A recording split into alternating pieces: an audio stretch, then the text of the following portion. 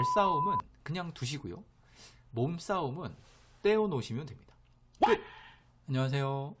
느리게 성장하는 모든 아이들과 부모님을 위한 채널 느린성장연구소 사이파파입니다.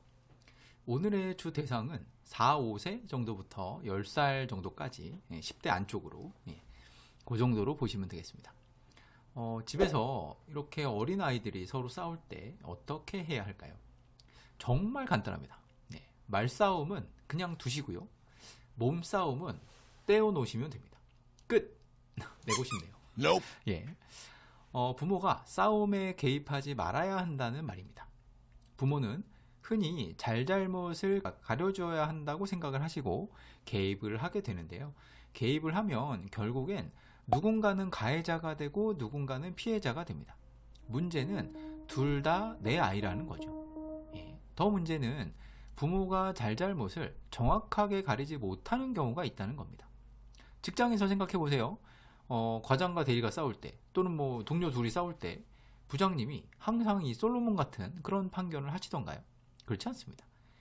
왜냐하면 그 둘의 속내를 알 수가 없기 때문입니다. 그러니까 그 둘이 싸우기 전까지 서로 왔다 갔다 했던 어떤 과정들이 있는데 그거를 다 그 부장님이 알 수가 없기 때문에 그런 상태에서 그 상황만 보고 개입을 해서 결정을 해버리면 누군가는 억울한 사람이 생기게 되어 있습니다. 자, 우리 얘기로 돌아와서 부모님들을 되게 이제 얘기를 해보면요, 대개는 동생 편을 듭니다. 첫째가 좀 더 알죠. 세상 좀 더 1, 2년 먼저 살았다고. 그래서 첫째가 동생을 좀 이렇게 이용하는 것도 좀 있긴 하지만 동생이 좀 약하기도 하고 또 약해 보이기도 하죠. 그러다 보니까 부모가 동생 편을 드는 경우가 많은데 그런 패턴이 되어버리면 사실상 동생 뒤에는 부모가 있는 거죠. 그렇기 때문에 동생이 강자가 되고요, 첫째가 약자가 됩니다. 그런데 이러한 강약 구도는요, 아주 바람직하지 못합니다. 외부인이 생태계를 인위적으로 교란시켰기 때문에 이 둘의 자생력은 떨어지게 된다는 거죠. 자, 둘의 싸움은 둘이 끝내야 됩니다. 자, 여기서 기억해야 할 것은 아이들은 싸움을 통해 대처 능력을 키운다는 거죠. 부모가 개입하지 않았을 때 그 대처 능력은 훨씬 잘 크게 됩니다. 단, 몸싸움이 있으면 상해 위험이 있을 수 있죠. 그렇기 때문에 발견 즉시 둘을 떼어 놓으시면 됩니다. 자, 말싸움은 그냥 두시고 몸싸움은 그냥 떼어 놓으시면 됩니다. 떼어서 각방에 그냥 넣어 놓으면 돼요. 자, 문제는 이제 이 다음이죠. 자, 이제 말싸움이든 몸싸움이든 그 다음 대처가 중요합니다. 자, 이제 떼어놨어요. 그럼 이제 이렇게 말씀하시면 됩니다. 자, 싸움을 멈추면 엄마가, 아빠가 같이 재밌게 놀 거야. 그리고 아이들이 싸움을 멈추면 바로 재밌게 놀아주시면 됩니다. 자, 아이들이 놀다가 또 싸우잖아요. 그러면 바로 놀이를 멈추고 다시 말하시면 됩니다. 자, 싸움을 멈추면 재밌게 놀 거고 싸우면 엄마는 설거지하러 갈 거야. 이런 식으로 하시면 되는 거죠.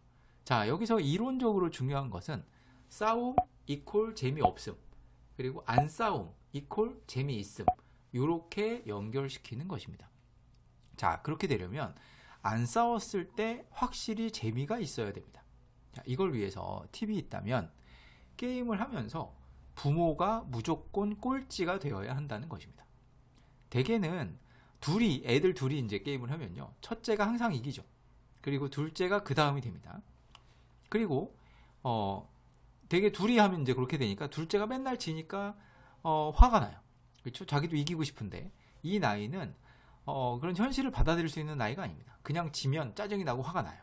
자, 그래서 이기려고 하니까 또 이제 어려워지는 거고요. 자, 그런데 이런 상황에서 부모가 확실히 꼴찌가 되어줄 때 둘째는 저도 여유가 생기죠. 왜냐하면 자기 밑에 한 명 있으니까. 그렇죠? 그래서 자기가 마치 이기는 팀에 들어간 느낌으로 부모보다는 형과 누나와 언니와 한 팀이 됩니다. 자, 여기서 또 잠깐 생각해 봐야 될 건 어린아이들과 즐겁게 게임하는 방법까지 아셔야 사실 이걸 좀 완성할 수 있는데, 이 즐겁게 게임하는 방법은 좀 다른 영상에서 또 말씀을 드리도록 하겠습니다. 자, 어쨌든 이런 과정을 통해서 게임에서 아이들끼리 서로 싸우는 구도가 아니라 아이들과 부모가 싸우는 구도가 되어야 된다는 거죠. 형이 동생을 놀리는 구도가 아니고 아이들이 부모를 놀리는 구도가 되어야 됩니다. 자, 이렇게 되면 자연스럽게 첫째는 둘째를 챙기고요. 둘째는 첫째를 따르는 되게 진풍경을 보실 수가 있습니다. 자, 더 궁금한 내용 있으시면 댓글이나 메일 남겨주세요. 저는 영상으로 답변 드리도록 하겠습니다. 감사합니다.